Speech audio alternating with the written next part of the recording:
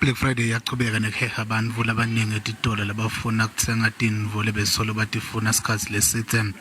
Kanti-ke kulomnyaka inzengo yetinvo etitolo kulinzeleke ibe ngcono nawucathanisa nalomnyaka lophelile.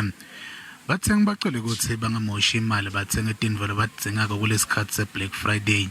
Baphindze bacelwa ukuthi bangathengi noma ngabe yini labangeke bakhona kuyibhadala noma labangakayihleleli.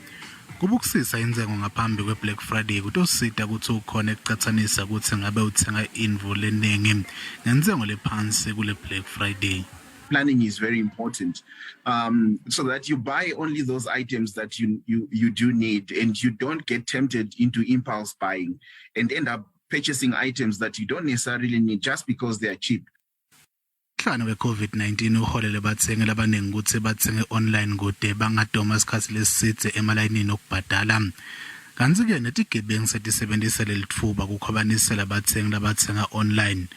Bathengi bacele ukuthi basebenzise amawebsite laqinisekisiwe ngalesikhathi bathenga online kude behlise emathuba ekukhwabaniselwa. Cybercrime will be your criminal activities that are done through internet, through computers. That's one of the biggest risks, especially when you do online trading.